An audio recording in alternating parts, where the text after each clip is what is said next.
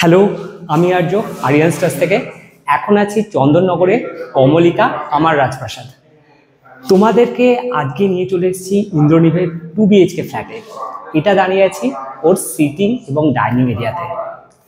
ঘরে ঢুকেই এই সিটিং এবং ডাইনিং এরিয়া, এই বরাবর আমরা রাখবো টিভি ইউনিট। টিভি ইউনিটের নিচেই থাকবে 4 সিটার ডাইনিং টেবিল। কোনো ফল সিলিং হবে না, ফল সিলিং ছাড়াই সুন্দর করে আমরা সিলিংটা সাজাবো। ঠিক দরজা দিয়ে ঢুকে অপোজিট ওয়ালে থাকছে ওনার পূজা ইউনিট। পূজা ইউনিটের ঠিক পাশেই থাকবে একটা সোফা কাম বেড, যেটা চাইলে উনি বেড হিসেবে ইউজ করতে পারেন। এই ওয়ালটাতে ফটো ফ্রেম উনি রাখতে পারেন সুন্দর করে। চলে যাচ্ছি নেক্সট ওনার কিচেন এরিয়াতে। এটা মডুলার কিচেন হচ্ছে, ফুল মডুলার হচ্ছে না। এখানে উইন্ডো লেভেলে স্টোরেজ স্পেস থাকবে, নিচটা কভার হয়ে যাচ্ছে।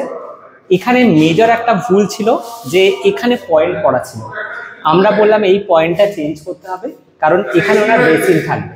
তো বেসিক্যালি যারা সাইড ভিউতে আমাদেরকে যাচ্ছ তাদের এই বেনিফিটটা পাবে, যে যে কনস্ট্রাকশনের প্রবলেম আছে সেগুলো আমরা সাজেস্ট করে দিই।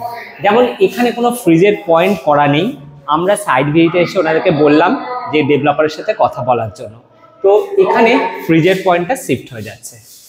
এটা হচ্ছে একটা ওয়াশরুম, ওয়াশরুমের ফিটিংস লেগে গেছে। এবং এই যে দরজাগুলোতে যেহেতু জল লাগবে, সেজন্য ব্যাক সাইডের কিন্তু থাকবে পিভিসি, ওপরে কিন্তু ফ্রেমিং হয়ে যাবে, প্যানেলিং হয়ে যাবে। চলে যাচ্ছি ওনার মাস্টার বেডরুমে। মাস্টার বেডরুমটা খুবই এয়ারি, যদিও এখানে বিশেষ কিছু জিনিস হবে না। এখানে ওয়ার্ড্রপ স্পেস করা আছে, এটা পুরো কভার আপ হয়ে যাবে এবং ভেতরে ওনার এক্সিস্টিং আলমারিটা ঢুকে যাবে। একটা এখানে অ্যাটাচ ওয়াশরুম আছে, এটাতেও সুন্দরভাবে ফিটিং স্টাইলস এগুলো কভার আছে। দরজাগুলো প্যানেলিং আর মাইকা পেস্টিং হবে, আর গোটা করে সুন্দর করে কালার হবে। একটা যে কোনো ওয়ালে আমরা দেবো ওয়ালপেপার। চলে যাচ্ছি ওনার নেক্সট বেডরুমে। এই বেডরুমটা অনেকখানি বড় এবং ব্যালকনি থাকাতে ঘরটা খুব সুন্দর।